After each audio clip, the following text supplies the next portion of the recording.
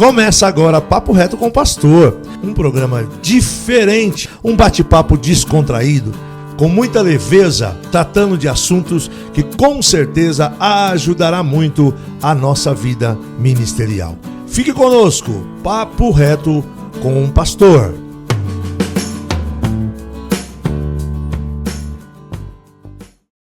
Deus, nós queremos te agradecer por esta noite, te louvamos pela oportunidade que temos de estar aqui, de estarmos mais um Papo Reto, esse programa que o Senhor trouxe para trazer uma relevância para as nossas vidas, porque nós precisamos de amigos, precisamos de irmãos, precisamos interagir entre uns e outros, e nós te louvamos e te damos glórias, porque o Senhor está neste meio, há um ambiente da tua glória sobre as nossas vidas, e eu te dou graça, Senhor, te dou graça pela vida do nosso querido pastor Faustino, te dou graça pela equipe, te dou graça por cada um dos irmãos e irmãs que estão por aqui. E eu sei que hoje será uma bênção como todos os dias, porque em nome de Jesus a tua presença já está entre nós. E é maravilhoso poder louvar e servir ao teu nome. Aleluia. Amém. Graças a Deus. Sem perca de tempo, quero aqui já cumprimentar o pastor José Faustino. A paz do Senhor, pastor Faustino. A paz do Senhor, pastor Marcos. É uma alegria estar aqui ao vivo, participando desse evento.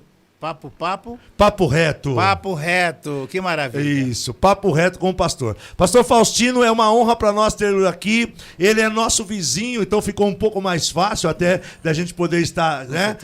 Não mora pertinho da minha casa, então ficou muito legal para a gente poder estar aqui. E eu quero pedir, pastor Faustino, para que os pastores, eles compartilhem com os outros, né? Porque vocês sabem que o pastor Faustino, ele já estava dando uma prévia aqui, irmãos, e ó, tem coisa maravilhosa.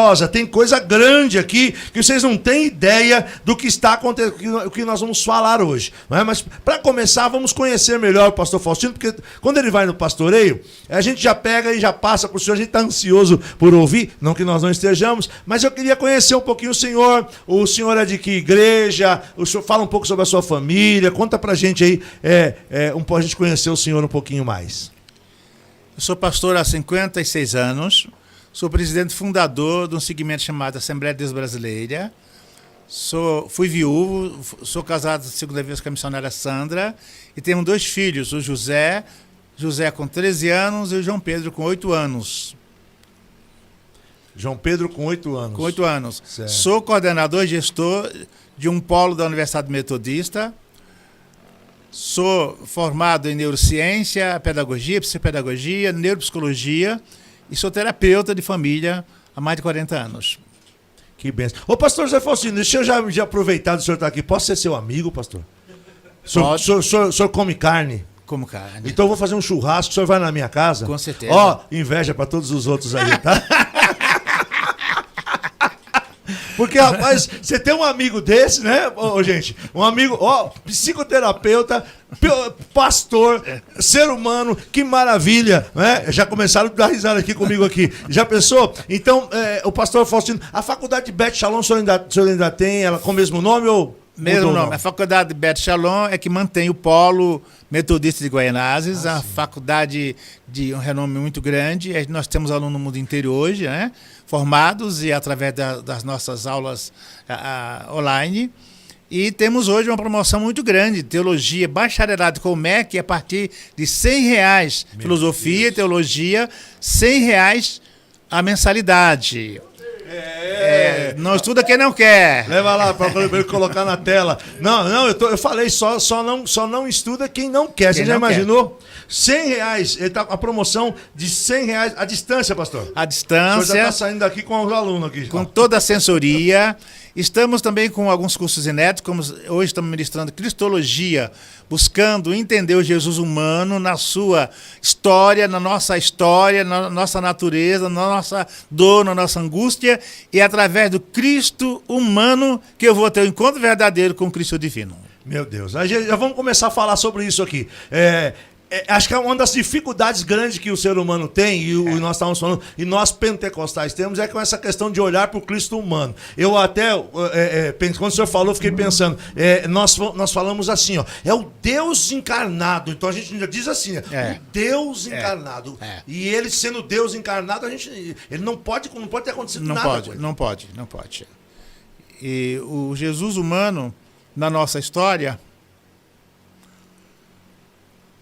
é o exemplo que deve ser seguido. Quando ele diz, sede santo, como é santo aquele que vos chamou, ele o fala a partir da sua humanidade, pois ele sabe que eu não posso competir com Jesus divino. Sim. É impossível nos igualar. Aquele que crê fará as obras que eu faço. Está falando com Jesus humano. Aquele que crê as fará maior. É o Jesus humano. É o Jesus humano que é tentado, eu também sou.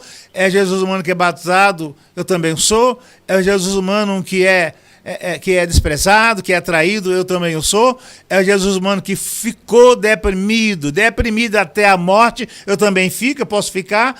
Jesus que se sentiu desamparado por Deus na cruz, eu também posso ficar. É ele na nossa identidade.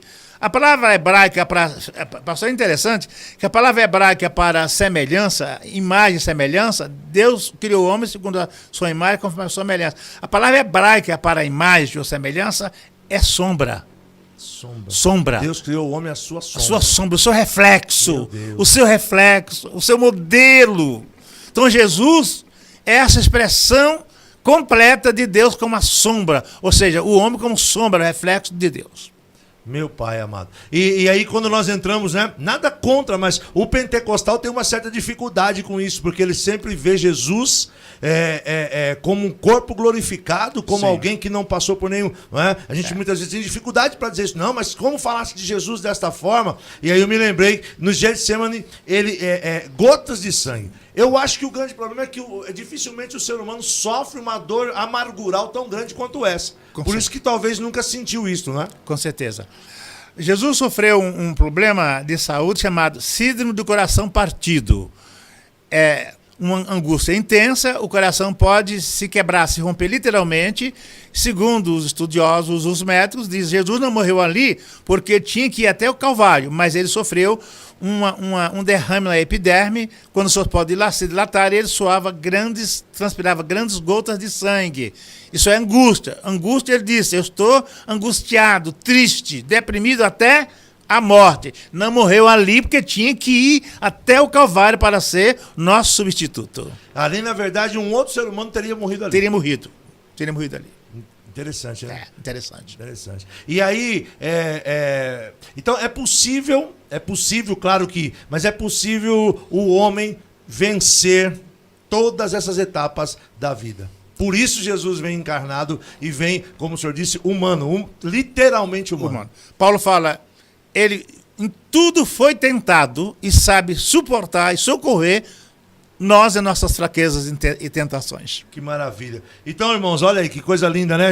É bom a gente parar para pensar um pouco sobre isso, porque tem hora que parece que a gente olha para Jesus e ele é vencedor, 100%, invicto, mas na vitória dele, e aí quando ele diz que nós faremos obras maiores, pastor Faustino, eu queria que o senhor falasse um pouco para a gente sobre isso. Quando ele diz farão obras maiores, há outro limitador aí, de muitas vezes as pessoas ficam com dúvidas, mas como assim? É possível fazer obras maiores. Quais seriam essas obras maiores, pastor? Eu vou explorar em algumas perguntas que me vieram à memória aqui e aqui os irmãos colocarem também.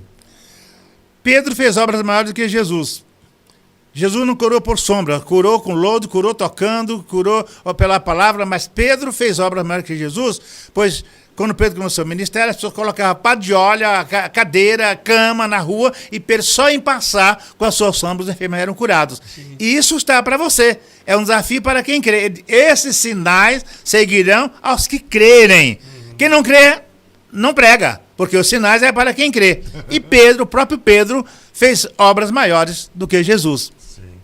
Verdade, é muito interessante, muita coisa. Pastor, deixa eu caminhar para um outro lado aqui. O senhor falou sobre essa questão que eu anunciei para os pastores, que nós íamos falar sobre inteligência, a inteligência espiritual e emocional. E eu queria que o senhor começasse a introduzir aí, quando o senhor me permitisse, se eu fosse vindo algum insight aqui, eu vou te interrompendo e colocando algumas perguntas aqui. Porque eu acho que esse é o problema. O senhor estava nos dando uma pesquisa agora há pouco ali, né, de como é que as coisas estão, principalmente nesse ano de pandemia.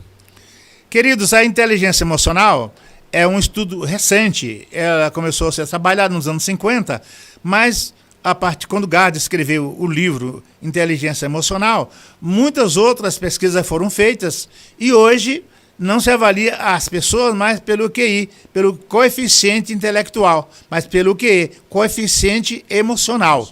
E a Bíblia Sagrada é o maior manual de inteligência emocional e espiritual. Eu vou ler um texto aqui, pastor, me permita ler um texto? Sim.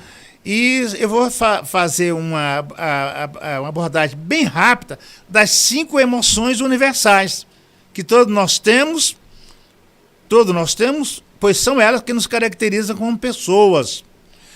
A Escritura Sagrada de Gálatas, capítulo 5, versículo 22, o apóstolo Paulo fala do fruto do Espírito, contrastando com o fruto da carne. E a nossa avaliação é que o crente só vai atingir a maturidade espiritual e cristã quando ele obtiver e conservar o fruto do Espírito. E o fruto do Espírito é como se fosse um cacho de uva com muitas qualidades, com muitas uvas. Ele coloca aqui, mas o fruto do Espírito é amor, alegria, paz, longanimidade, benignidade, bondade, fidelidade, mansidão, domínio próprio. Contra essas coisas não há lei. A inteligência emocional é caracterizada pelo autocontrole, por empatia. Isso é Bíblia, se colocar no lugar do outro. Jesus é o ser humano mais empático, se colocou, ele sabe o que é sofrer. Ele passou pelas tentações de todos nós. Então, ele entende o pastor Marco, entende o pastor Walter, o pastor Faustino, porque ele sofreu todas as nossas tentações para nos socorrer. Paulo fala, ele foi obediente até a morte. Como homem, ele se esforçou para servir. Como filho, ele se esforçou para amar. E ele ressuscitou, que muitos irmãos não entendem, em nome da fé, às vezes eu nego a verdade da fé. Jesus ressuscitou no mesmo corpo humano. Quando entrou na casa com as portas fechadas, mostrou para Tomé e os demais, tocai-me que o espírito não tem carne, não tem ossos como eu tenho. Ele está dizendo, eu não sou espiritual, não fui ressuscitado, não fui glorificado, eu sou homem na carne, toque em mim, porque espírito não tem ossos e carne como eu tenho. E alguém pergunta, mas como é que ele entra na casa com as portas fechadas? Milagrosamente, da mesma forma que andou em cima do mar, sobre as águas, antes de se afundar. E não tinha morrido ainda. E não tinha morrido ainda, apenas isso. E mais, Jesus ficou 40 dias no corpo humano, indo e vindo para desenvolver fé neles, comeu peixe, deu peixe, comeu, tomou vinho, aquela escritura até que se cumpre, já se cumpriu, e podia ser visto, podia ser tocado. Ele ia e vinha para desenvolver a fé nos apóstolos, pois eles seriam testemunhas oculares da vida, ministério, morte e ressurreição do Salvador. Sim. E somente 10 dias, aliás, 40 dias após a ascensão, após a ressurreição, é que ele ascendeu ao céu para assumir sua deidade e seu corpo espiritual. Então, tenha certeza, isso é bíblico. Eu não posso, se você, não, mas eu creio que ele restou gloriosamente, ele restou milagrosamente. Gloriosamente seria no corpo glorificado, e não. Ele tinha ossos e carne. Você falou, não, mas ele podia aparecer com o corpo carnal e depois com o espiritual, isso seria reencarnação, meu irmão. Você não é espírito e nem eu. Tá certo? Então, ele ressuscitou corpo físico, podia ser tocado, Maria quase tocou nele, não toquei no meu pai, andou, assou peixe, deu peixe, fez milagre ainda ali, não é? Você pode ficar feliz demais. Você precisa, eu preciso, correndo conhecer o Jesus humano. Ele diz, quem quiser entrar na minha escola, negue-se a si mesmo, quer dizer, professa ele como seu Senhor. Tome a sua cruz, que é crucificar todas as paixões e tendências na sua consciência de crente, da nova natureza do crente regenerado. Aleluia, salvo, glória. Aleluia. E siga-me. Para entrar na escola de Jesus, para andar com ele, tem que negar-nos a nós mesmos, tomar a nossa cruz e segui-lo. Segui-lo como humano, passar pela provação que ele passou, bater de fogo na tentação, passar por todas as provas, até o dia de ter um encontro com ele na sua glória, na sua deidade. Olha só, João Apóstolo tinha 17 anos, tinha 14 anos quando entrou na escola de Jesus, entrou com João Batista 2 anos e mais 3 anos e meio com Jesus. E ele era adolescente mesmo.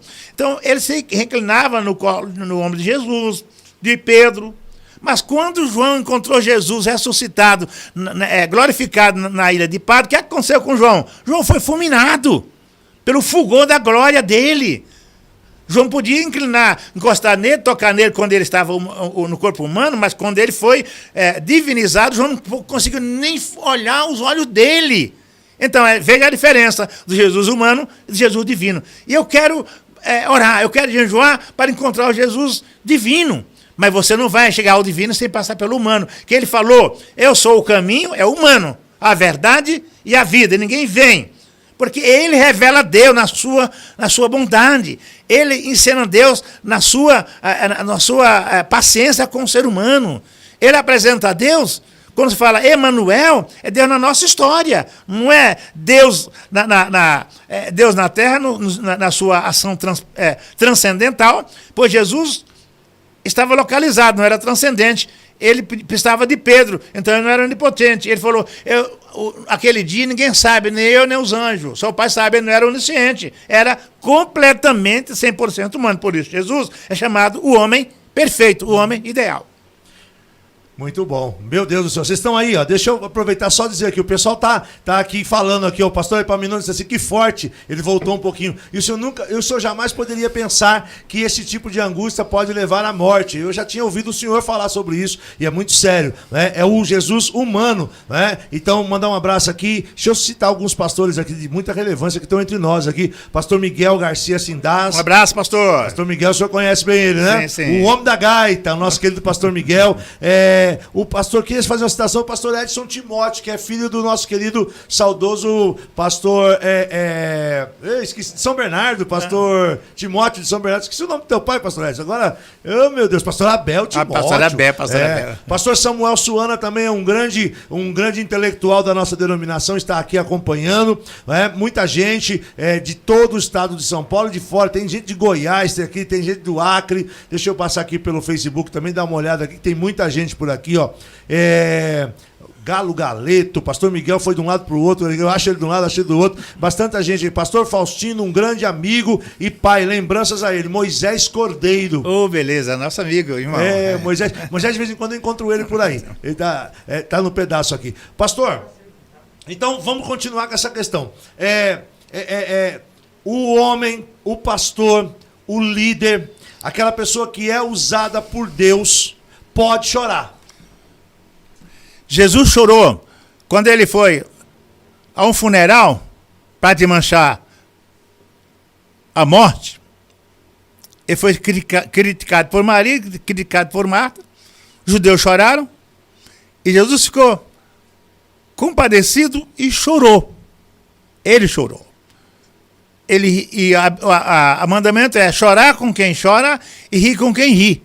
Pastor também é ovelha. Pastor também chora, pastor também fica doente, pastor tem solidão, pastor tem tristeza, pastor tem dívida, pastor tem conta bancária em vermelho, pastor é cobrado. O carro do pastor quebra? Quebra. Pastor também tem fome. Jesus teve fome, não foi? Não teve fome? Teve fome.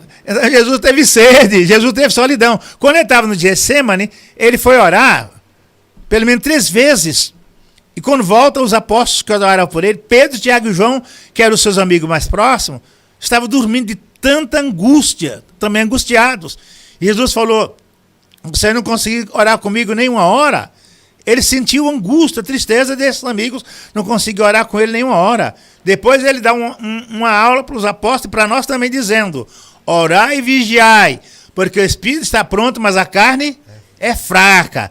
Pastor, pode ficar deprimido, pastor fica gripado, pastor pega Covid, pastor também tem dor de cabeça, tem cansaço, pastor dorme, pastor acorda. Pastor é um homem normal, mas experiente, que tem uma vocação para servir o servo do Senhor. Pastor é um homem como nós. A diferença é que ele é um vocacionado.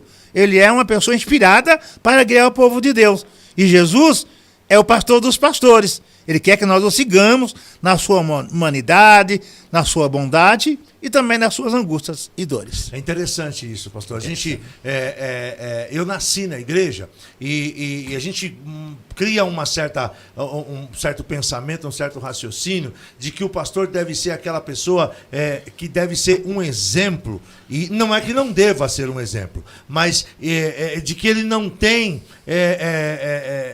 necessidades, de que ele não tenha sofrimentos, de que ele não tenha patologias, que é humana. Eu gostei muito desse tema do senhor, queria explorar um pouco mais isso, porque hoje o senhor nos traz aqui uma realidade muito forte. Jesus era humano e eu queria que o senhor falasse mais sobre isso, porque esse é um negócio que, 2021, nós precisamos pensar nisso, tirar férias, delegar, né?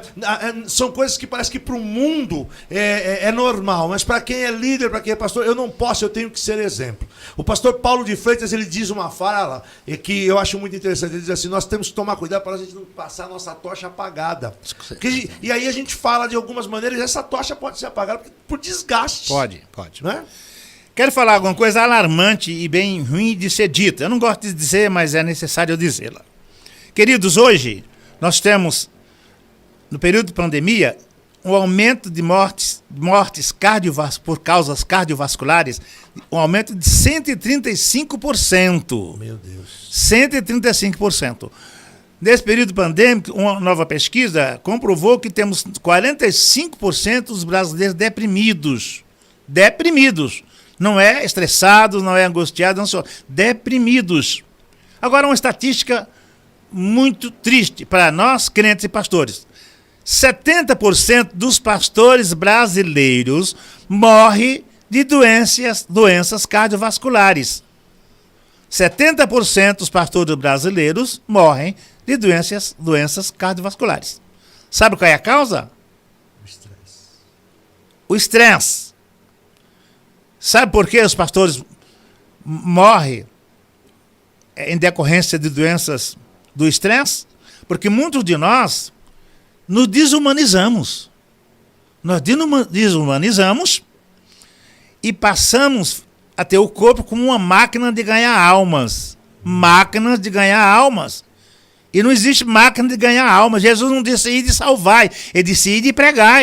Quem salva é ele. Eita Deus. Se o Espírito Santo não convencer, eu posso pregar até morrer, ninguém vai se converter. Jesus mesmo não salvou ninguém em Nazaré. Ele pregou para auditório de 5.000 pessoas. Quando ele morreu, quantos tinha de salvos? 120 pessoas somente. Você vai dizer que Jesus era um pregador fracassado? Não. Ele é um pregador de sucesso. Um dia eu pensei, se fosse Jesus, eu tinha preparado 1.200 para a missão. Ele só preparou 12. E eu tentei preparar uns 15. E parece que o que eu consegui levar um resultado relativo foi eu mesmo. Frustração. E hoje a ciência mostra que para que um mestre consiga discipular bem, é entre 10 a 12 mesmo. Jesus estava certíssimo. Mas os 12 que ele formou tinham qualidade, porque estudaram com o mestre dos mestres. O equivalente, 3 anos e meio de estudo com Jesus, é equivalente a 16 anos no nosso calendário acadêmico de hoje. Eles formaram a maior universidade do mundo, aprenderam sobre as verdades dos céus aplicadas ao homem na terra. Coisas olha lá. Agora, o que nos alarma de novo é que a média desses pastores que morrem, a média é na faixa de 50 e 60 anos. Novo, pastores jovens que vão para o cemitério com tanta experiência, um cabedal de experiência, um caminhar com Deus, batizado com o Espírito Santo, cheio de uma vida produtiva. E de repente, por não cuidar do corpo, até carro quebra, meus irmãos. Um carro novo fura o pneu, pode explodir o motor. E pastor tem coração de pastor também sofre. Sabe, a nossa mente consome 20% de todas as calorias que nós ingerimos. E o pastor, por cada hora de sermão, ele consome fosfato equivalente a 8 horas de trabalho pesado. 8 horas. Então o pastor, ele é pastor 24 horas por dia. Se alguém ligar para o pastor 1h da manhã, não vai dizer que fez uma oferta, uma oferta da conta bancária. Vai dizer que o filho está doente, vai dizer que alguém foi atropelado. O pastor é pastor 25, 30 horas por dia, porque ele não vive o tempo do relógio, ele vai em busca do tempo psicológico. A ansiedade do pastor vai com que ele viva além do tempo do relógio. E o pastor, eu passei por essa experiência, tocou a minha campainha 1h da manhã, uma irmã da igreja tinha feito ponto de safena e o coração estremeceu. E eu pensei, ela morreu. O Espírito Santo veio no momento em meu socorro. Falou, se ela morreu, a tua ansiedade vai trazer ela à vida? Eu falei, não. Aí ele falou, compensa viver assim? O Espírito Santo falou, compensa viver assim? Eu falei, não. O Espírito Santo também é terapeuta, pega tudo novo. Que tal mudar? Eu falei, é melhor. Hoje, se tocar o telefone 2h da manhã, 1h da manhã, eu vou levantar tranquilamente. Se morrer, eu vou enterrar. Se for orar, eu vou orar. Porque crente também morre. Você não vai ser eternizado nesse corpo, não. Não precisa ficar com medo da morte, não vai se expor ao Covid, mas também não tem que ficar obcecado por viver 200 anos. Paulo fala, se ficar dar fruto, eu quero ficar. É bom estar com Cristo, mas se ficar ainda der fruto, eu vou sofrer para ajudar você no Evangelho. Então Paulo era muito resolvido nessa questão de viver morrer ou não morrer. Fala, crente não tem medo da morte. Todo homem tem medo da morte, pois o medo é uma emoção universal. Quem não tem medo não vive, pois o medo biológico é uma sensação de autopreservação. Terapia. Você precisa se cuidar. Olha, se você vai na beira de um penhasco, você recua com medo de morrer. E isso é legal, isso é legítimo. Agora, ter o medo obsessivo, fobia, aí foge, porque esse tipo de medo anula a fé. Leva o homem à covardia. Entenderam? Mas, pastor, quando eu posso falar, mas o fruto do Espírito é amor. E agora que eu vou trazer alguma coisa que vai ferir alguns irmãos, e me perdoe por isso. Você fala assim, vamos amar os irmãos, vamos ganhar as almas, vamos fazer isso. Sabe, o quanto você se ama, pastor? O quanto você se ama, irmão? Quem se ama, preserva o corpo. Pastor tem que ir fazer exame de próstata, tem que fazer exame do coração, fazer hemograma todos os anos, tem que se cuidar do diabetes. Pastor tem que ter o corpo saudável, sabe por quê? Porque o corpo é templo do Espírito Santo. O Espírito Santo não quer esse corpo doente, o Espírito Santo quer esse corpo saudável, adornado, entenderam? Agora, olha lá, a primeira qualidade do fruto do Espírito é amor.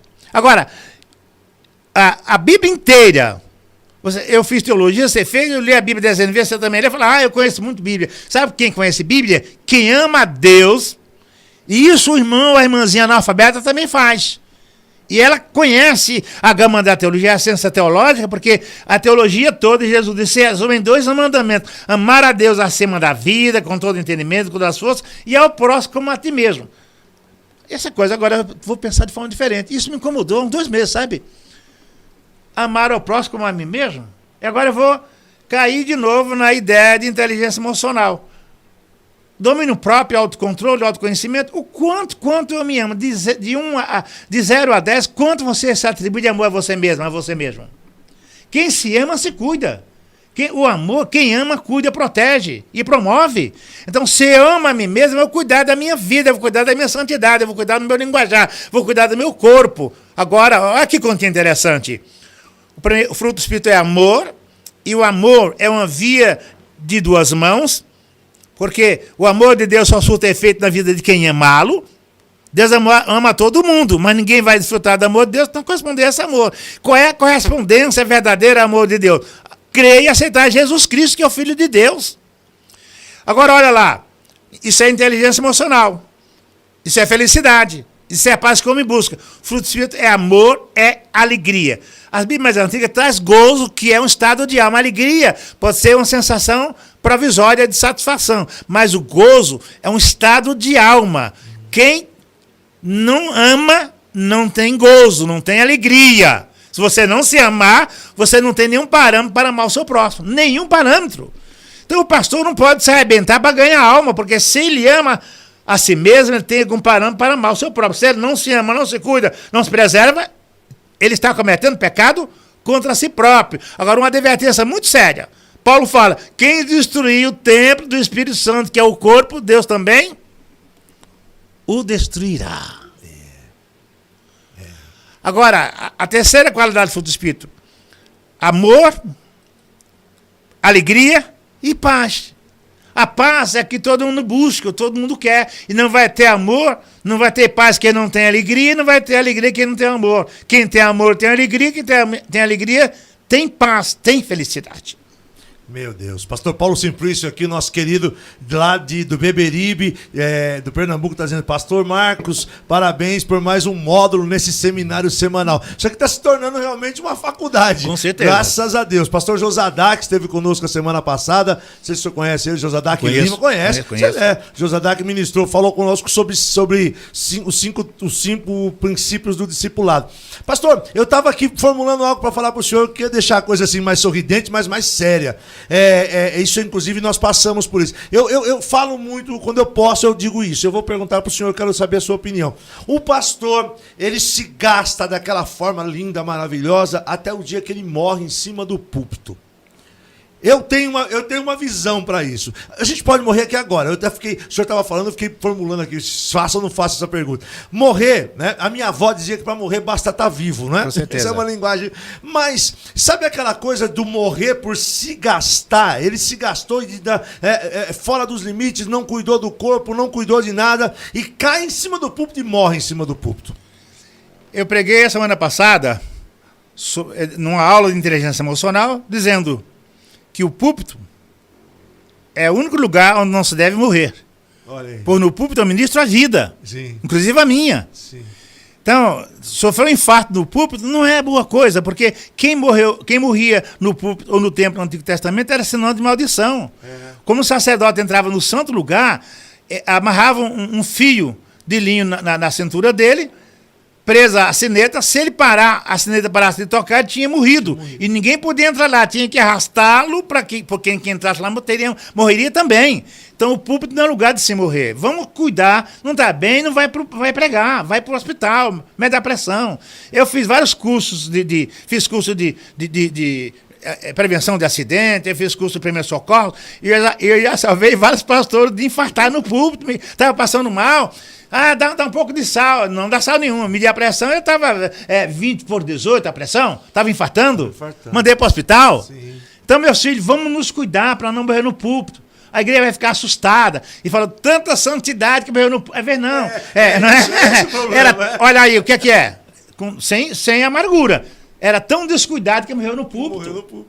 É verdade que pode acontecer um acidente, a gente não tem nada, não sente nada, de repente sofre um infarto, mas não pode ser regra. O púlpito não é um bom lugar para se morrer, meus irmãos, entenderam? Por isso é melhor se precaver. Não está bem, coloca outro para pregar, pede ajuda, vai para o hospital, e não é vergonha ficar doente, não. É ruim deixar a igreja órfã, pastor, com tanta sabedoria que o senhor tem. Olha, o pastor, ele anda na escola primária, que é o discipulamento que ele faz, até o momento da consagração. Ele entra na escola secundária quando ele vai treinado para o pastorado. Ele entra na escola superior quando ele passa essa experiência toda de convivência pastoral. E isso não pode levar para o túmulo de graça, não. Deus precisa de nós inteirinhos aí. E agora, muitos pastores morreram com a pandemia, né? Sim. Muitos pastores na meia idade morreram, e nós precisamos viver um pouco mais para edificar o rebanho do Senhor. Na verdade, a gente ganha, na hora da gente poder passar, a gente morre. É. Porque não cuidou do corpo. Pois é, tanta experiência, tanta sabedoria. Interessante. Ezequiel fala, na sepultura, ninguém vai falar do teu amor. Na sepultura, ninguém vai ensinar os teus mandamentos, não é? É verdade. A gente até brinca aqui que, de vez em quando, tem um discípulo nosso aqui, ele pega um e leva lá no cemitério. E ele vai mostrando e fala assim, tudo cheio de sonho, ó. Olha o tanto de sonho, olha o tanto de projeto. Tá tudo enterrado, ficou para trás. E nessa questão, pastor, é interessante, eu penso nisso. O pastor morre em cima do púlpito. Por exemplo, eu sou pastor aqui na igreja, eu tenho 4 filhos, 2 noras, tenho um monte de filhos dos irmãos aqui na igreja que me chamam de vô. Imagina, eu caio duro em cima do púlpito, a história que fica, o recuperar, tudo aquilo que você está trabalhando, não é? Então é importante a gente falar um pouco disso, que é essa questão de se amar e essa questão de olhar com responsabilidade para o trabalho que você está fazendo. Com certeza. Porque você está desenvolvendo um bom trabalho. Não estamos dizendo que ninguém está desenvolvendo um mau trabalho de forma alguma. O trabalho é ótimo, o trabalho é excelente. Só que se desgasta demais ao ponto de... Eu queria te dizer, perguntar para o senhor o que o senhor pensa disso. O senhor é um terapeuta em todos os sentidos. Por exemplo, até do pastor estar ali e ele se sentir cansado no meio da mensagem e querer entregar tudo. Eu tenho um amigo, ele deve estar me ouvindo aqui, e eu espero que ele tenha mudado, porque ele disse que agora ele está começando o projeto 50 anos, ele virou 50 anos. É um amigo que mora no Rio de Janeiro. Um dia ele terminou de pregar aqui, eu peguei ele e ele desceu, tem um apartamento aqui embaixo, ele desceu para o apartamento e falei, rapaz, eu estava com medo de você ter um problema. Ele falou, meu pastor, eu entrego tudo. Eu entrego tudo. Eu falei, então, mas entrego tudo, mas guarda um pouquinho para você poder respirar. Por que eu estou dizendo isso? Eu não sei se eu estou certo nisso, o senhor é um mestre para dizer. Meu irmão, você chegou na igreja, começou o culto, é você que vai pregar, não está bem. Delega. Muda a história. Eu aprendi a dizer o seguinte, se Jesus não voltar, amanhã a gente está aqui. Com certeza. Não sei o que o senhor pensa disso. Com certeza, com certeza. Teve um momento, eu sou pastor presidente, estava na minha igreja um dia, eu... que fiz muitos cursos, já ocupei vários irmãos com pressão alta, pressão baixa, sepultei muitos amigos, e tenho uma experiência muito longa na área da saúde, sou biólogo também. Passei mal, percebi a pressão alta, falei, me leva no pronto-socorro, assume o culto. E fui pronto-socorro. Olha para mim, fica em paz aí. Se eu não voltar, eu vou para o céu, você vai ver lá, fica em paz. Fui para o hospital, fui medicado, fui para casa e estou bem até agora. A igreja não morreu. Não morreu e entendeu que eu também sou gente. Sou humano como os irmãos. É bom ouvir isso, pastor. É bom ouvir porque não é uma coisa que a gente fala com muita... ninguém abre isso. Essa é uma coisa que eu tenho consciência de ninguém abre. Né? Você pegar uma roda de liderança. Nós estamos falando para líder, para pastor. Uma roda de pastor. Vamos contar as nossas fraquezas. Com certeza. Precisa. Mas isso é muito difícil. Né? Então, se você põe uma roda de 10, você tem pelo menos 8 ali que é ministrantes. Não, olha, veja bem, não é aquela coisa de abrir. Nós somos, eu gostei muito dessa fala sua, nós somos seres humanos em todos os sentidos. Eu escrevi num livro meu aí, somos humanos. Literalmente falando. Tem dia que a gente, eu não sei se acontece com o senhor, tem domingo de manhã que não dá vontade de vir pro culto. É normal, né? Sim, é normal. Somos gente, né? Normal. Sim, somos gente. A palavra tá com a gente assim, você vai. Mas eu tô quase para qualquer dia dizer assim, a palavra está comigo, mas prega aí, porque a palavra, ela só está comigo, ela não é minha. Não é isso? Sim. Ela está comigo, mas se o senhor estiver aqui, o Espírito Santo revela ela para o senhor. O que você está falando é muito interessante. Pastor precisa ser pastoreado.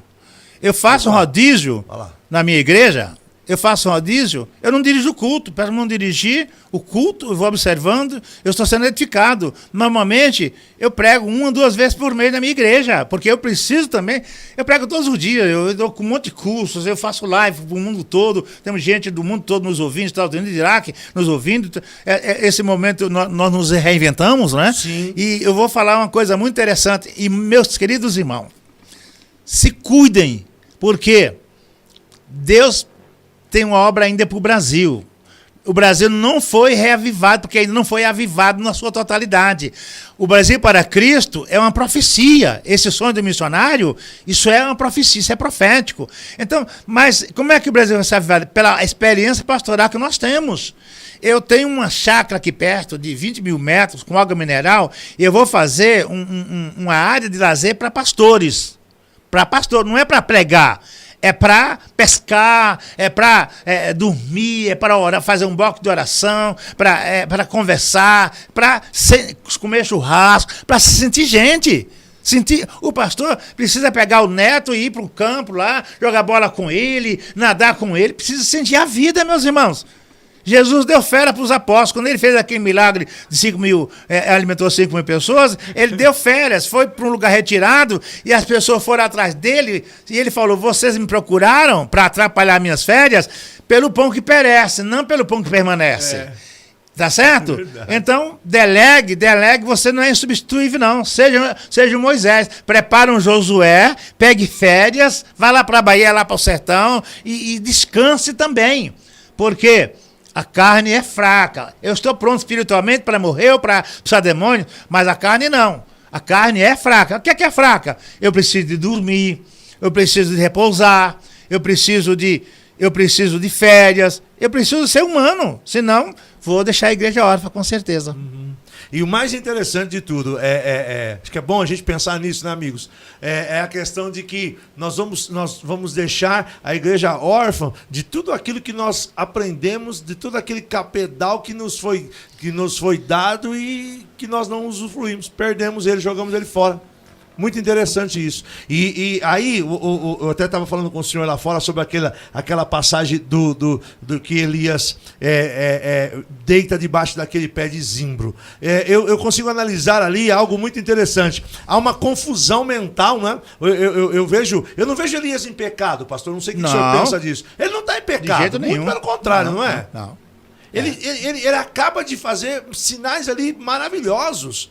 Não é? Porque ele vem de orar e o fogo do céu descer, mata aqueles profetas. Depois ele vai e ora e a chuva cai. Agora olha que interessante, quando nós estamos nesse estado de pressão, e aí não é pastor, é liderança de qualquer que seja, o pai, quando ele tem isso em casa. Esse estado de pressão, ele deixa a gente com dificuldade de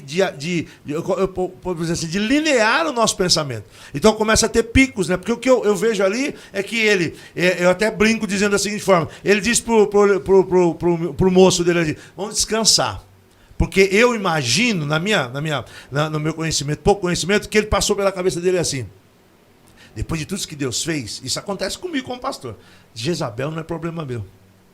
Deus vai mandar um raio, vai matar aquela mulher. Aí ele está descansando, alguém bate na porta.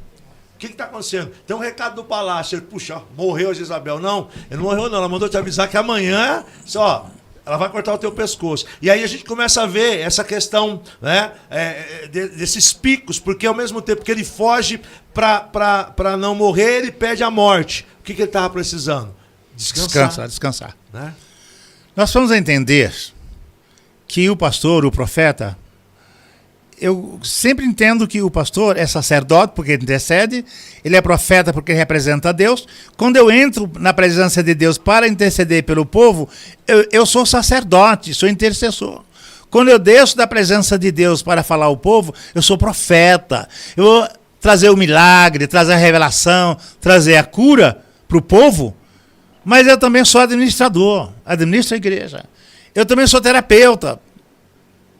Eu também sou um estudioso, eu sou escritor, eu sou conselheiro, mas eu sou pai, eu sou esposo, eu sou filho, eu tenho irmãos, eu sou humano. Quando pregamos sobre o pastor Benjamin, eu disse que se a gente começar como homem normal, o pastor, sacerdote, profeta vão dar certo. Mas se eu me anular para o jogo dos papéis de pai que sou, de irmão que sou, de amigo que sou, e eu me tornar 1000% espiritual, eu vou me arrebentar, porque o profeta não é inspirado 24 horas por dia. Você vira João Batista? João Batista fala, o Cordeiro de Deus que tem pecado do mundo. Eu não sou digno de me abaixar de desamarrar suas sandálias. Depois João Batista pergunta, és tu o Cristo ou é outro? Você fala, João Batista, eu não. É que João, nem você, nem eu, ninguém. Ninguém é inspirado 24 horas por dia. Nós somos humanos. É real, verdade. E até Paulo falou, eu não vou falar agora, eu falo como eu mesmo. Contra as moças eu não tenho nenhuma mensagem de Deus, eu vou dar o meu conselho. Era Paulo falando, mas é um conselho inteligente. Então, quando Elias fez todos aqueles milagres, e que ele passou o momento profético, ele voltou à sua normalidade. E quando ele calcula que só restou ele profeta, ele entra em depressão mesmo, espiritual. Depois Deus fala, não, ainda tem 7.000 que não adoraram Baal, 7.000. Aí quando ele faz os milagres e Jezabel ameaça, como homem, ele foge. Normal. Quando ele fala, desejou a morte, que é melhor morrer, e Deus atendeu ele. Você sabe que Deus atendeu essa oração? Porque ele falou lá na caverna, vem terremoto, isso precisa discernir a voz de Deus. E depois Deus falou, vai, consagra Azael, consagra Eliseu para teu lugar. E Deus levou Elias. Tá certo? Pediu tanto. E ele não estava em pecado não. Pelo contrário, Pedro, na sua humanidade normal, quando Jesus morreu, Pedro foi pescar. Como ele era líder, os outros foram com ele também. E Pedro pecou porque pescar. Eu sempre procuro diminuir Pedro e diminuir Elias, sem entender os dois. Sabe que você fala, Pedro fez isso. Pedro era leigo. Gente, Pedro era o maior doutor em teologia do Novo Testamento, o maior. Ninguém hoje, nem na Metodista, nem em qualquer universidade do mundo, ninguém consegue chegar próximo da teologia que Pedro atingiu. Ele era tão doutor em teologia que foi o apóstolo que mais imitou, até superou as obras de Jesus. Foi a Pedro que Deus deu a liderança da igreja. Não foi à toa isso. Não. Ó, você pergunta assim, Pedro, você me ama mais do que os outros? Jesus não perguntou para João, não. Perguntou, você me ama mais do que os outros? É verdade que na terceira vez ele fala no grego, eu gosto de ti, tu sabe que eu gosto de ti. Mas não perguntou para os outros. Olha, Pedro era o mais crente. E Jesus falou, quando você se converter, quando você entender toda essa problemática, Pedro, você apacente os outros. Então Pedro era o mais crente dentre eles. E Pedro era lei, Gente, Pedro é o maior profeta. Pedro é o Moisés do Novo Testamento. Enquanto Moisés leva o povo do Egito para a Palestina, Pedro dirige a primeira comunidade na dimensão da nova aliança aqui na terra. Ele é o príncipe dos apóstolos, sem prejuízo de nenhum outro. Sim. Pastor, aí eu queria te fazer uma outra pergunta, então. Que me calhou, o senhor está falando aqui, me veio. Eu até mudei a formulação aqui. E a questão do retroceder? E eu vou pontuar de duas partes. Por exemplo, Pedro, ele retrocedeu. Primeiro, Pedro retrocedeu, ele desistiu da fé, ele abandonou a fé. O senhor acha que Pedro retrocedeu? Não acho. Meus irmãos, Pedro foi um pouco atrevido, ele era sanguíneo, que é sempre precipitado. Quando Jesus começa a dizer que vai ser morto, ele falou, mesmo que todo te abandone, eu não farei. Mas lá em Zacarias 14 estava dizendo, o pastor será ferido e todas as ovelhas serão dispersas. Depois Jesus profetizou para Pedro, hoje, antes que o galo cante 3 vezes, você vai me negar. Se Pedro tivesse mais inteligência emocional, mais alto equilíbrio, Pedro dizer, me perdoe, Senhor, porque eu sou humano. Mas Pedro, o que é que aconteceu com Pedro? Ele negou a sua humanidade. Olha aí. Negou a sua humanidade. Olha que forte, Pastor Marco, se colocasse Abraão ali, ele ia negar. Também. Porque estava predito. Sim. Se eu colocasse José, Daniel, colocasse Faustino, Marco, Paulo, qualquer um colocasse no lugar de Pedro, ele ia negar. Porque estava predito por Zacarias e Jesus predisse naquela hora. Sim. Então Pedro fez o que o homem faria. Outra coisa, quando Jesus falou, afasta de mim, Satanás, que você só entenda as coisas dos homens, 2 coisas. A palavra Satanás quer dizer adversário. Não quer dizer, não significa luz. A palavra Satanás é adversário e a palavra inimiga é diabolos, no grego. Por que Satanás, o diabo é nosso adversário? Porque se opõe o tempo todo. Sim. Mas eu posso fazer oposição ao apóstolo Marco e me tornar Satanás em relação a ele. Então Pedro era Satanás ali, não endemoniado, porque se ele tivesse endemoniado, Jesus falaria, você só entende as coisas do diabo.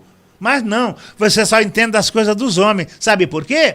Porque Pedro, Tiago e João estavam pensando que Jesus ia estabelecer um reino geográfico. Literal. E Pedro seria talvez o ministro da guerra, que era mais valente. Sim. João, ministro das finanças.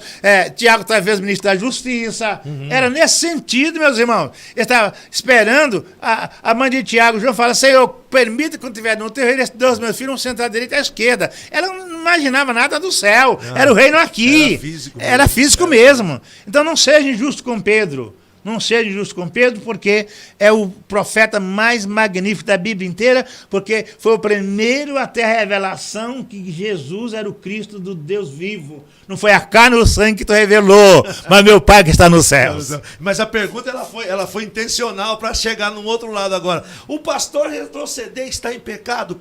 De ponto 1.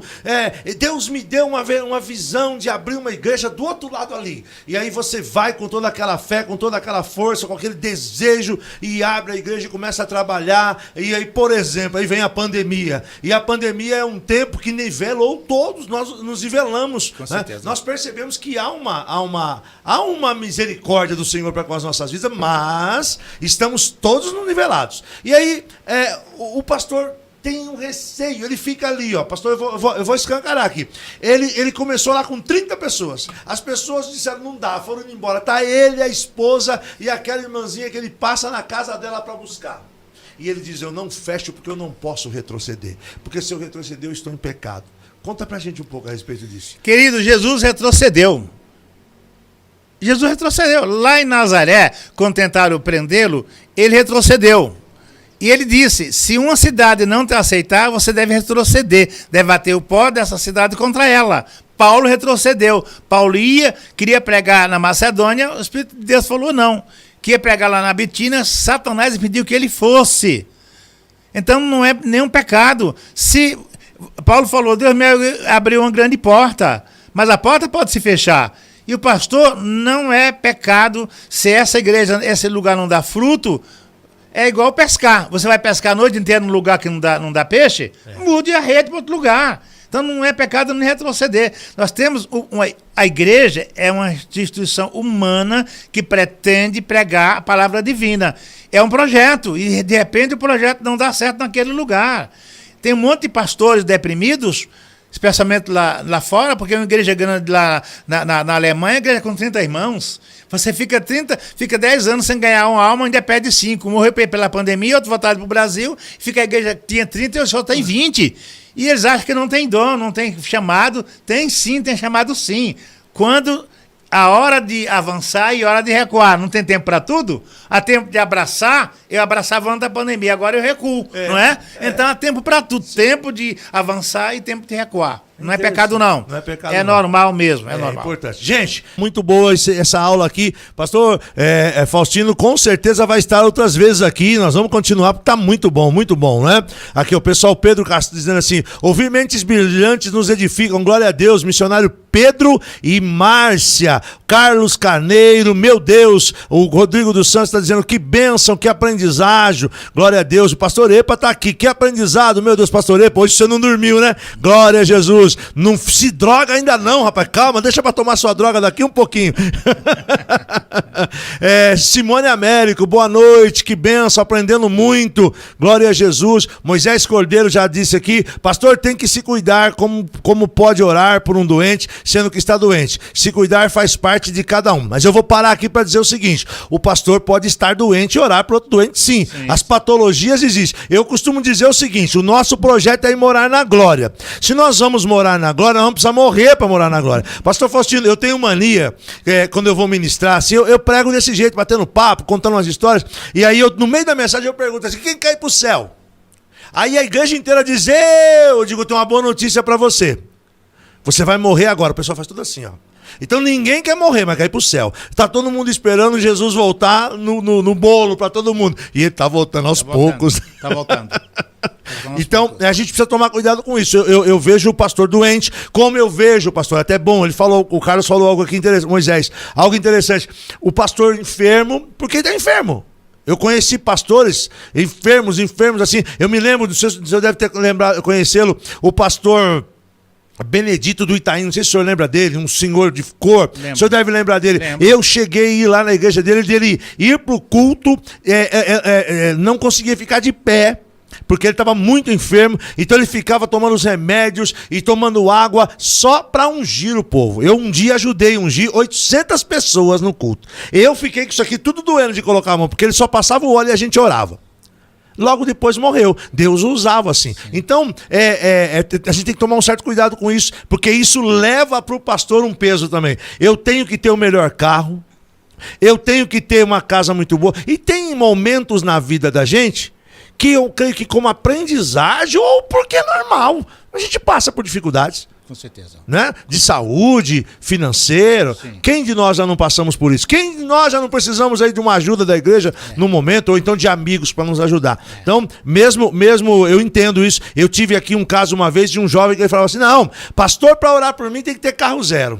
Eu falei para ele, então é difícil, porque o meu caso de carro zero é porque eu não quero pagar caro num carro zero. Então não vou poder orar por você nunca. E o carro zero, quando eu roda 1000 km, não é mais zero. Já não é mais zero. Não é mais zero. Você compra carro todo dia para ungir ele. É verdade. É complicado, né? É uma coisa interessante. Aí, o Carlos Carneiro está dizendo aqui, ó. Eu já ouvi pessoas dizer: quero morrer no púlpito. Falavam com muito orgulho.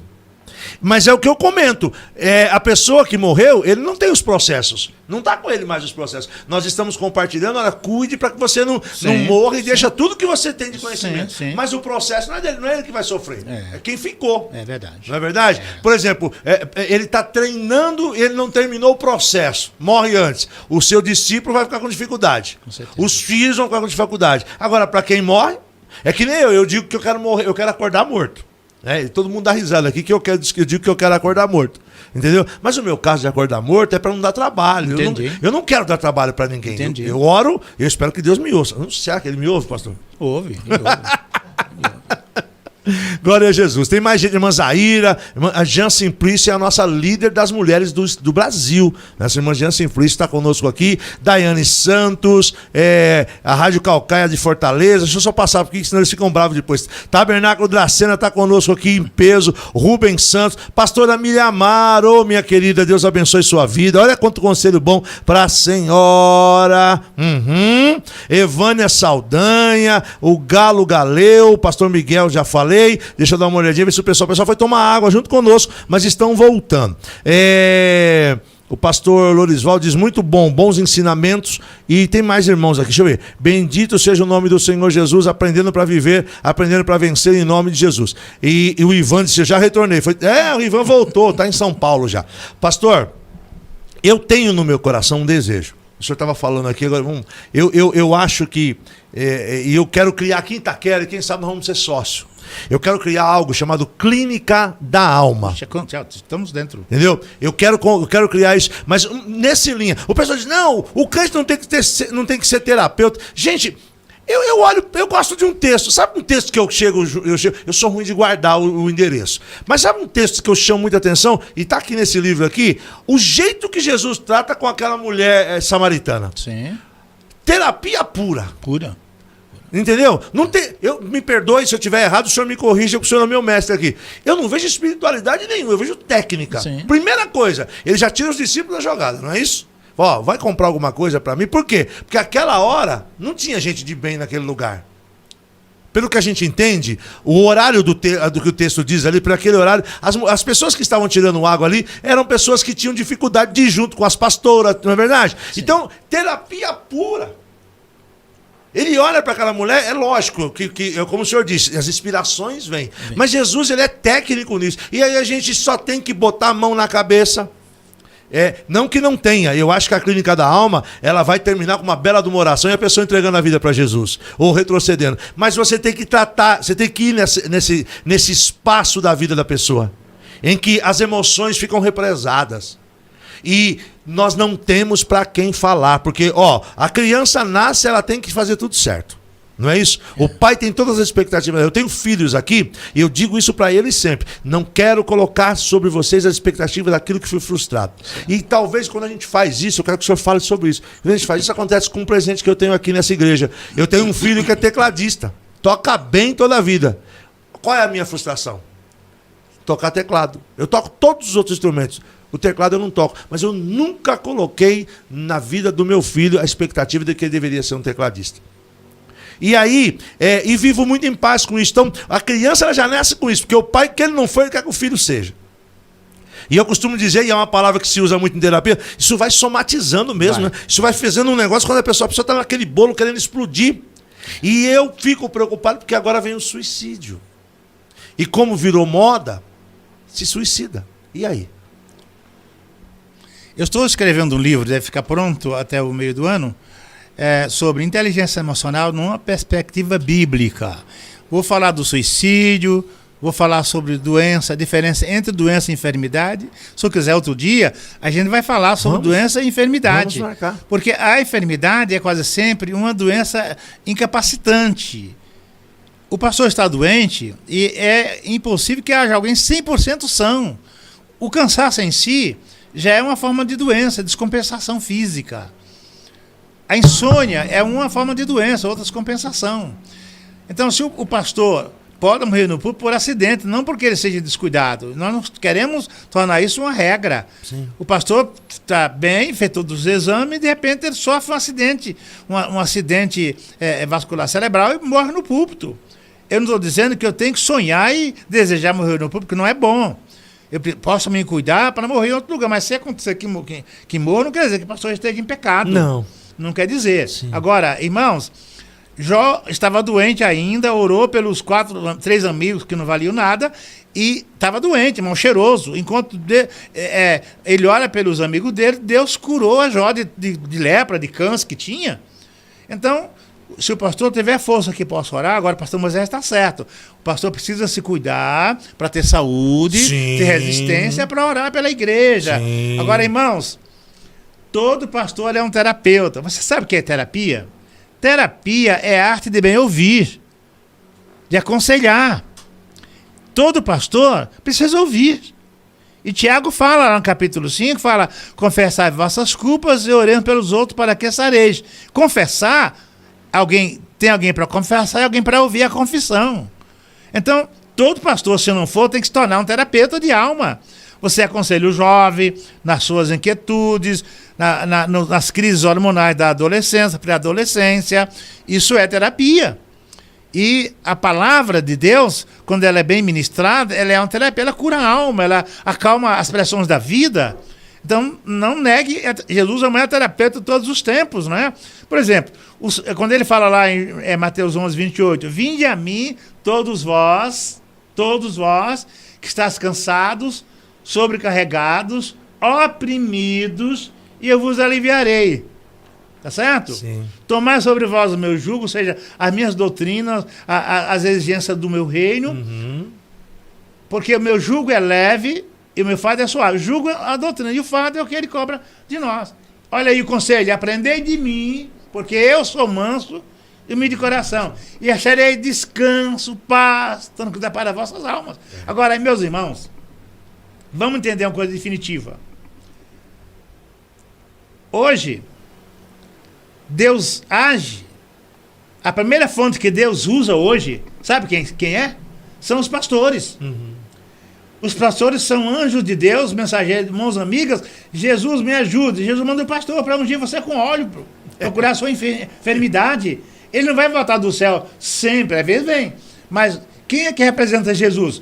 Todos os obreiros e pastores e pastoras são os embaixadores de Deus, representantes de Jesus. É uma grande responsabilidade. Então, Deus deu ao pastor Marco, à irmã pastor Valte, ao pastor Celestino, à irmã Maria, à irmã Helena, a responsabilidade de representá-lo aqui. Entenderam? Então, Deus não vai sempre mandar o anjo Gabriel, porque os anjos queriam pregar o evangelho, mas Deus não deu a eles essa honra. A honra é nossa. Então Deus age através de mãos amigas, que são verdadeiros anjos, para nos visitar em nossas necessidades. E sabe que o que a gente mais precisa hoje é de amigos. O pastor escrever um livro sozinho não é bom? E eu gosto de dizer, eu falo muito de necessidade de um amigo, porque estamos vivendo um momento de muita solidão. Quando você chega ao momento da vida, você tem sucesso, você tem ministério, você tem dinheiro, você tem bens, mas você não tem amigo. Se você não tem nenhum amigo hoje, meu filho, é possível que você não é amigo nem de você mesmo.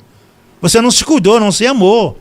Porque uma pessoa amarga como Giló, acre, ela não consegue ter ninguém perto dela. Então vamos melhorar a nossa emoção, a nossa alegria, encarar a vida com mais realismo, para que tenhamos amigos ao nosso lado. Não dá para viver sem amigos, não é verdade? Salomão fala, há amigos muito honrados. Quem tem muitos amigos é honrado, mas há amigo mais chegado que o irmão. Quem é esse amigo? É aquele irmão que está perto de você na hora da necessidade. É um verdadeiro anjo de Deus naquele momento. Então, não se coloque contra a terapia, porque terapia é arte de bem ouvir. Tá certo?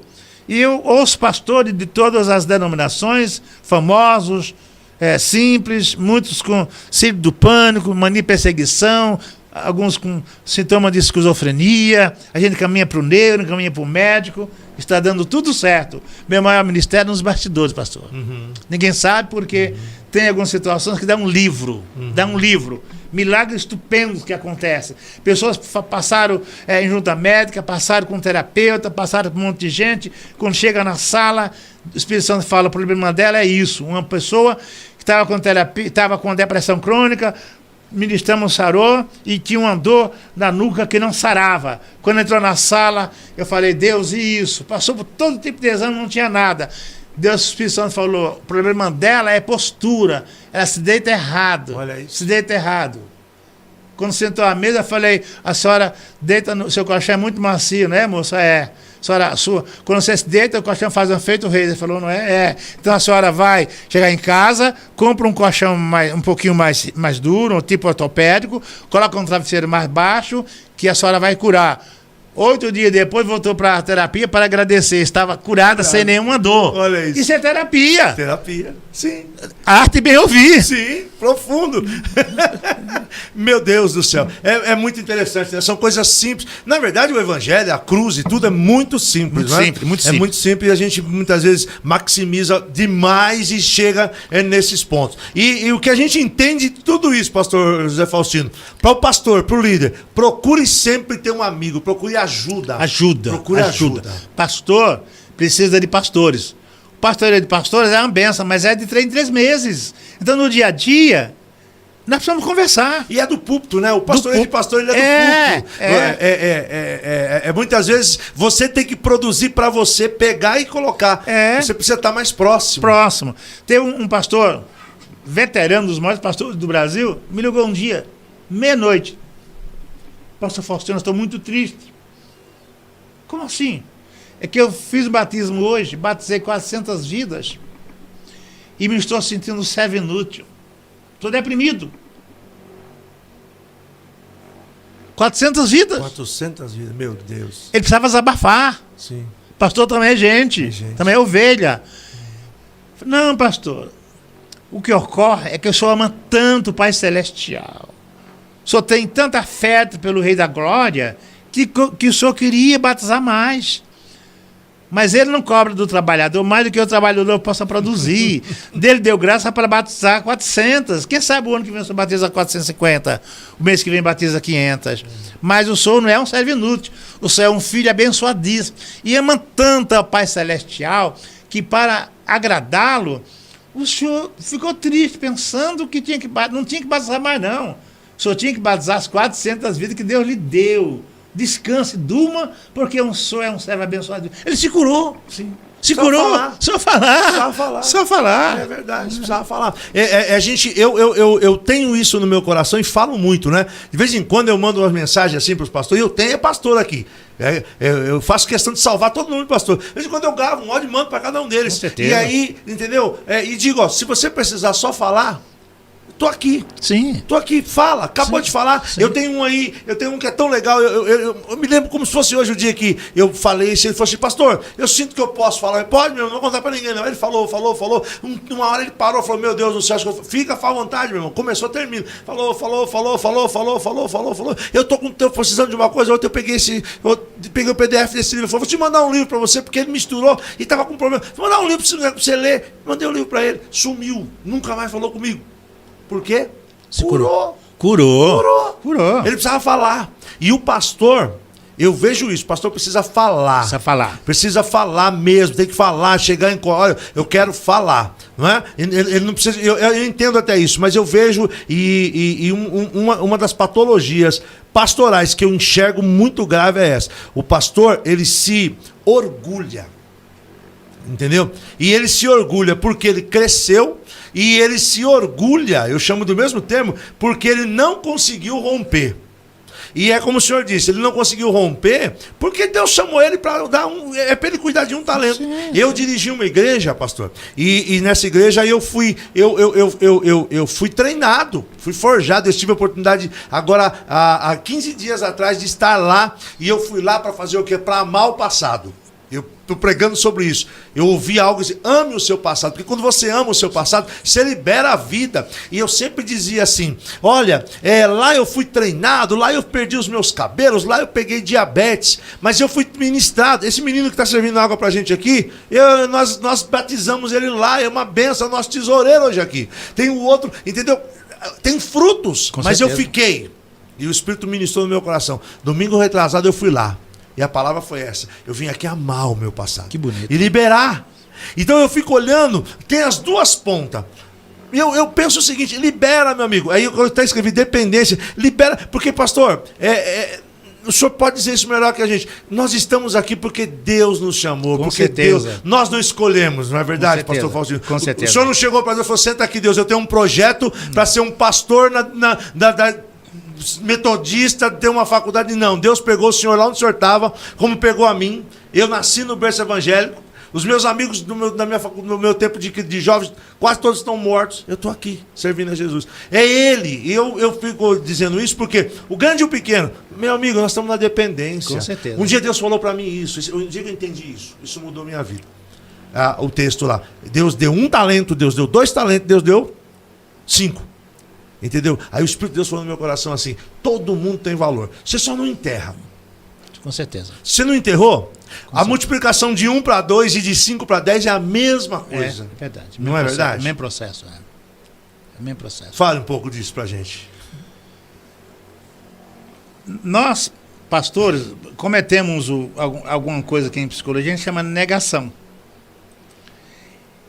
E eu nego que estou triste. Uhum. Eu nego que tenho limites. Porque eu tenho vergonha de mostrar para a igreja que eu tenho fraquezas. Irmãos, Paulo coloca coisa em Romanos. Ele rasga o coração num momento de tanta angústia que ele grita, miserável homem que eu sou. Ele estava deprimido, profundamente deprimido. Ele grita, quem me salvará do corpo desta morte? O que é miserável? Desprovido de tudo. Sim. Paupérrimo. Sim. Davi canta as suas angústias no Salmo 51. Iniquidade é fugerado. Se sente nulo, se sente nada. E naquele Salmo, ele se lembra que perdeu a coroa, perdeu o trono, perdeu a casa, perdeu a riqueza. E ele grita para Deus, olha que ele pede para Deus, não retire de mim o teu Espírito Santo. Sabe? Às vezes a gente perde a saúde, que é normal ficar doente. Eu vou morrer de qualquer causa morta. Mesmo que por muito que eu me cuide, eu não quero deixar o rebanho órfão, mas no tempo que Deus me levar, eu sou dele. Sim. Ele leva quem quiser levar sem pedir licença. Mas ele não quer deixar o rebanho órfão. Ele investe em nós para que a gente edifique o rebanho. E Paulo, miserável homem que eu sou. Nenhum pastor de hoje escreveria o que Paulo escreveu ali. Como é que eu sou? Não teria coragem. Então Paulo é autêntico, por isso que ele vivia bem, né? Em tudo dá graça. Meu Deus, é difícil dar graça por tudo. Meus irmãos, o lema da nossa igreja este ano é: mais buscai em primeiro lugar o reino de Deus e a sua justiça, e demais coisas vos serão acrescentadas. Há uma estatística que mostra, que diz: os evangélicos no mundo inteiro usam 95% das suas energias, das suas orações, do seu tempo para orar por cura, para ter casa, para ter bem, para ter carro, para passar na faculdade, e somente 5% na busca do reino de Deus. Olha isso. Quando a igreja inverter isso, não há mundo, não há demônio, não há dureza de coração que aguente esta igreja. É verdade. Todo mundo já ouviu falar em Charles Finney. Quando ele se converteu, recebeu um batismo com o Espírito Santo que o transformou. Ele ia de manhã para a porta de um prostíbulo, ficava na porta do prostíbulo sem falar nada. Cada pessoa que descia, quando ele olhava nos olhos da prostituta, a pessoa se envergonhava, começava a chorar, se ajoelha no chão, aceitava Jesus. Quando o pastor Paulo Macalão fundou a igreja, a Assembleia de Madureira em São Paulo, lá na Rua da Glória, ali onde tinha o sino São Paulo, quando ele cantava esse sino da harpa, paralítico de nascença andava, cego de nascença, com cego andei, cego de nascença andava, ouvia, abria os olhos, quando ele cantava, tocando violino. O que é que acontece hoje com a nossa liturgia, meus irmãos?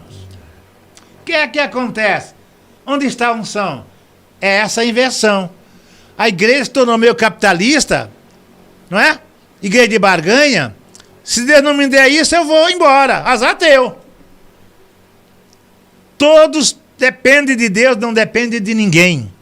Tudo provém de Deus, Deus não provém de ninguém. Alguém perguntou onde Deus estava antes de criar os céus. Ele estava na autossuficiência dele. Deus não precisa de céu, não precisa de tempo. Deus precisa de pessoas. Paulo fala, ele não habita em casa feita por mãos. Ele habita em seres humanos, como você, pastor. Ele habita em nós. Então Deus estava antes de criar o céu. Ele estava na sua autossuficiência. Porque ele não precisa de nada, ele não precisa de ninguém, ele não veio de ninguém e tudo vem dele. E se você falar, se eu não fizer isso, eu vou me desviar. Azar é seu. Se todo mundo se desviar, não tira nada do que Deus é. Se todo mundo se converter, não acrescenta nada ao que Deus é. Deus é totalmente, simplesmente Deus. Ele é Deus. Eu não vou ser tolo de dizer se ele não fizer. Ele é soberano. Não há fé, nem a fé de Abraão, que vai anular a soberania de Deus. É hora para Deus curar. Mas eu faço a tua vontade. Jesus fez assim, lá no Getsemane, ele não queria se tornar pecador, assumiu o pecado para tomar Faustino. Sim. São muitos. Mas ele disse, se não tiver outro jeito, faça a tua vontade. Ele se angustiou por isso. Ele sabia que se tornar o maior pecador de todos, sem nunca ter pecado. Isso dilacerou o coração, a consciência de Jesus. Foi tão agudo que lá na cruz, ele gritou, o último grito depressivo.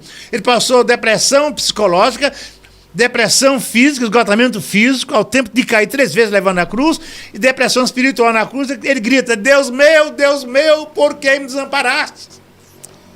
E Deus não respondeu. É Deus falando em silêncio. No jardim, Deus falou em silêncio. Na cruz, Deus falou em silêncio. E muitas vezes, Deus fala ao coração do pastor em silêncio.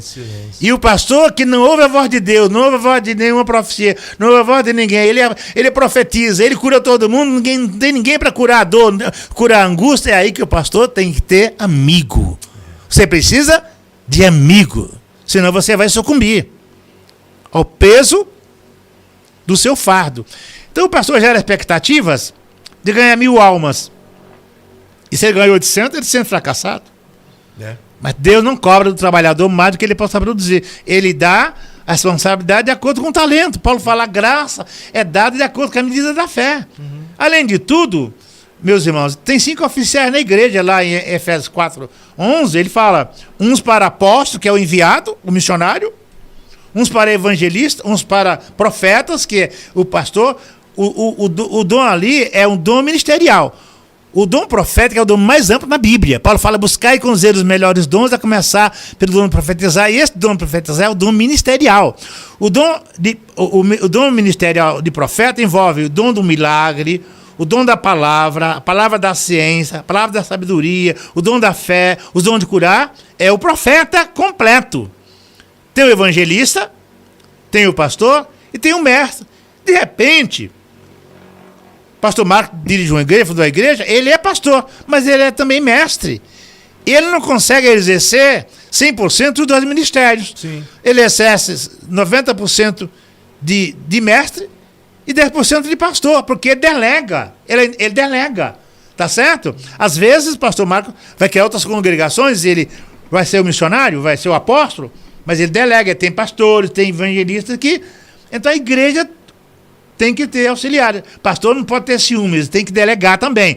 Tem talento, consagra o moço, indica o moço para consagrar, porque a igreja não dá dons, mas a igreja não pode deixar de reconhecer os dons que Deus dá aos obreiros, porque não está escrito para buscar e buscar e achareis. E você ora.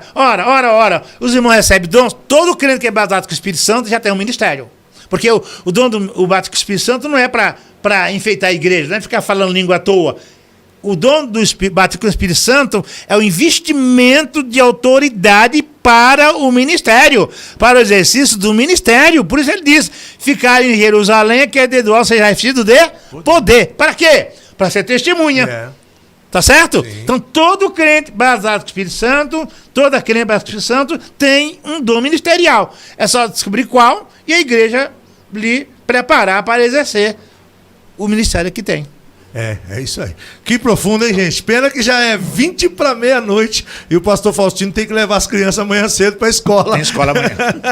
Mas está muito gostoso. Nós vamos marcar um outro dia, né, meninos? Para a gente. Nós vamos, na hora certa, Deus colocou. Vamos usar bastante o pastor José Faustino e queremos deixar esse espaço aqui também, se o senhor precisar, para o senhor fazer suas aulas aí. A gente está aí à disposição também. Pastor, eu quero pedir as suas considerações finais e vamos deixar as considerações finais. Da próxima vez eu faço mais perguntas, porque senão vai ficar muito tarde para o senhor também. Fica à vontade para o senhor falar aquilo que o senhor quer fechar. Vamos falar também da faculdade. Fica à vontade. Querido, foi uma alegria estar aqui com o pastor Marcos. A gente é amigo de muito tempo. Eu conheço o pastor Bergamin há cerca de 35, quase 40 anos. A gente tem uma vida de parceria, de amizade muito longa. E eu sou da Assembleia de Deus, mas o Brasil para Cristo também é a minha igreja. E fiz mestrado na Metodista e a minha tese era o surgimento e o desenvolvimento do pentecostalismo no Brasil. E eu me especializei em Brasil para Cristo, Assembleia de Deus, Congregação Cristã e Igreja Evangélica Quadrangular. Então eu também me tornei do Brasil para Cristo por conhecer toda a gama da história. E ainda hoje, no século XXI, o maior representante, talvez o único representante de uma teologia genuinamente nacional é o nosso querido e saudoso missionário Emanuel de Melo. Lá fora. Foi no Conselho Mundial de Igreja, foi criticado, não sei o que lá, o pessoal não entendia. E nós temos que, o missionário Emanuel de Melo era do tipo de apóstolo Paulo, tinha a mente aberta 1000 anos à frente dele. Sim. E muita gente não entendia, queria colocar ela numa gaiola, mas não se coloca uma luz dentro de uma gaiola, porque ela vai além. E aí nossa amizade começou. E é uma alegria grande estar aqui com os irmãos. E temos alunos do Brasil para Cristo, muitos deles que fizeram teologia conosco, fizeram pós-graduação, fizeram mestrado. E temos hoje uma gama de cursos em promoção, teologia com MEC, bacharelado completo, R$100 o primeiro ano. Filosofia, licenciatura com MEC, R$100 o primeiro ano. Quem tiver uma faculdade, uma licenciatura em qualquer área, fará mais uma conosco em apenas um ano. Temos um curso inédito de aconselhamento pastoral na área de clínica, para quem tiver qualquer faculdade.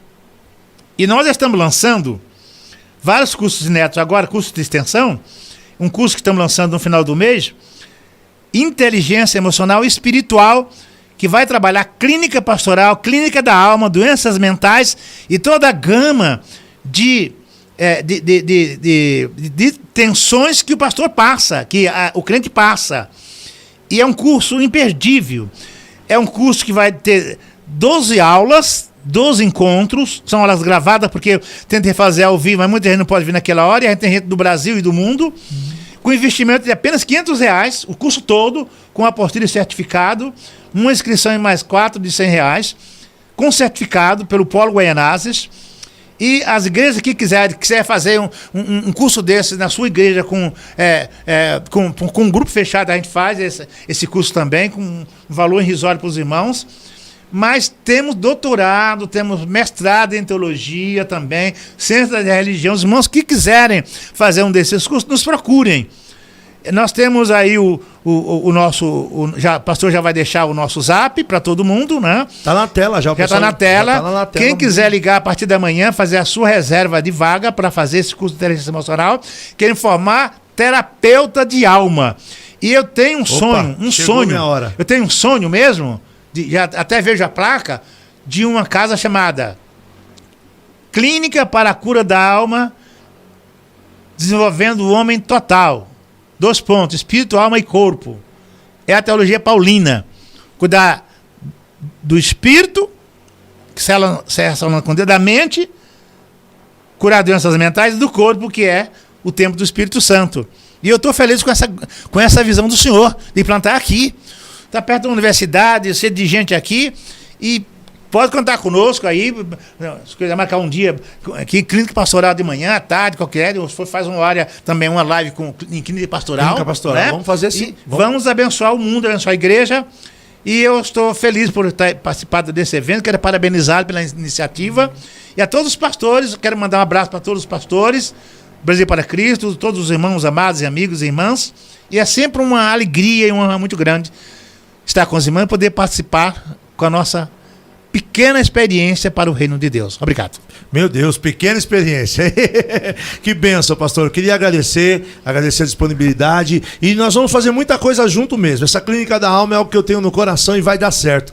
E agora chegou o momento certo, né? Eu estou dizendo que desde o ano passado eu estou muito atento a todos os movimentos que Deus está fazendo. Eu acho que é isso que você tem que estar também. A gente tem que estar muito atento aos movimentos que Deus está fazendo. Quero agradecer a Deus, cada um de vocês que esteve conosco. Semana que vem, terça-feira, 22h10, estaremos de volta.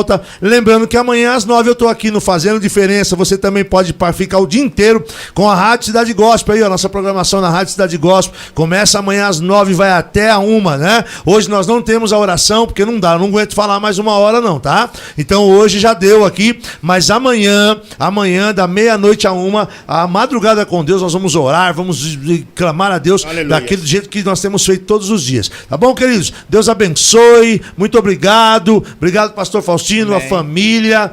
Estão fazendo sinal ali, tá tudo bem, né? Pastor, ore pela gente, pra gente encerrar, certeza, por favor.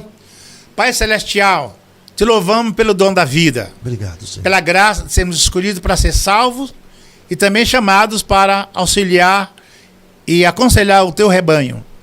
Senhor, visita todos os irmãos que participaram deste evento, pastor Marcos, sua família, lhe dando saúde, horizontes, condições de elevar esse trabalho que tem sido tão edificante para nós e para a tua igreja. Nos ajude a nos conscientizarmos de que pastor também é gente, pastor também é ovelha, pastor também é humano.